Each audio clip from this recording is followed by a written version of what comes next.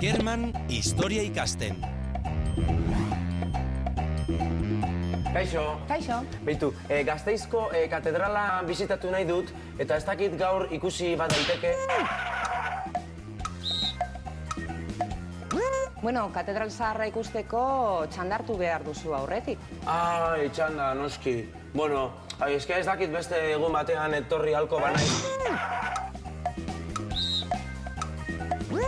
Eta gaur ezin da beste zerbait bizitatu? Bueno, gaur arresiak ikusi ditzakezu. Eta ze ordutan da hurrengo bisita? Ordu bete barru.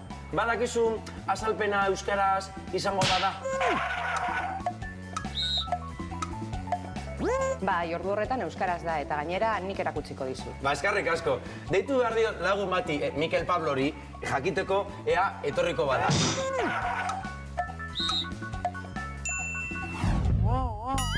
Ez nahastu, baldintza eta zehar galdera.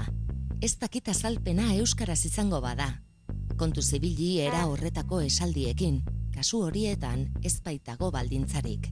Halakoen ordez, ez dakit azalpena euskaraz izango den, esango dugu, edota lagunari deitu diot ea etorriko den galdetzeko. Ze polita, Bai, gustatzen zaizu. Mikel Pablo azkenen ez dator, Esan dit oso lanpetuta dagoela,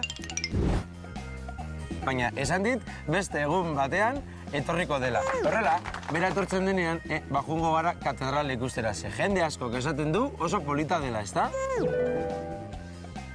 Bai, oso polita da, baina txanda gaur bertan hartu, bestela sai ikusten dut. Ai, gaur bertan, bueno, dena den uste dut Mikel Pablo ez dela etorriko. Zure lagun hori Mikel Pablo noizbait ezagutu beharko dut. Gainera, Gasteiz oso leku ona da artez eta historia zerbait ikasteko. Bai, nik ere horrela pentsatzen dut, Bueno, gainera mundu guztiak esaten du, harresi hauek oso historia interesgarria dute.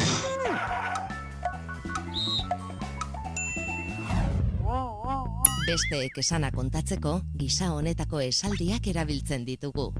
Nire lagunak esan dit oso lanpetuta dagoela. Nire lagunak esan dit beste egun batean etorriko dela. Gogoratu horren bestez, era horretako esaldietan, ela atzizkia ipini behar diogula aditz laguntzaileari.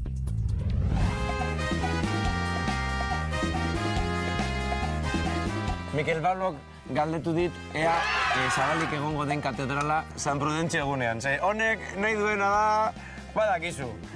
Arte ikusi bai, baina juerga pixka bat ere egin.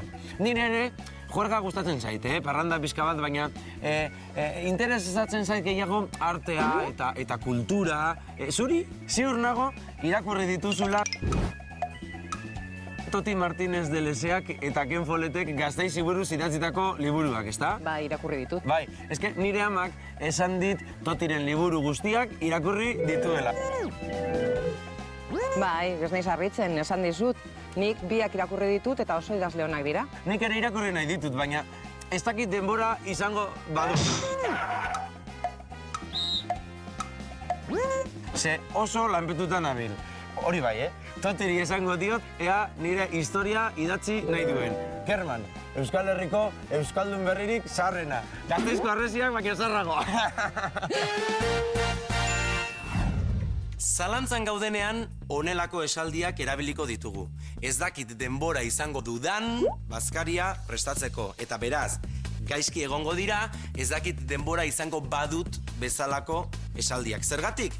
Kasu honetan, ez dagoelako baldintzarik. Beraz, ez nahastu baldintzak eta zalantzak. Gogoan izan, aditz laguntzaileari ene jartzearekin nahikoa dela. Adibidez, ez dakit guztia ulertuko dudan ene hori. Ados? Bueno, bestalde Kerman finago aritu da besteek esandakoa kontatzen. Gogoratu besteek esandakoa adierazteko honelako esaldiak erabiltzen ditugula. Nire lagunak esan dit lanpetuta dagoela edo liburu guztiak irakurri dituela. Eta zuek, ea saiatzen zareten, hemen esandako guztia, ez ahazten. Horretarako badakizu, honekin edo harekin, baina egin.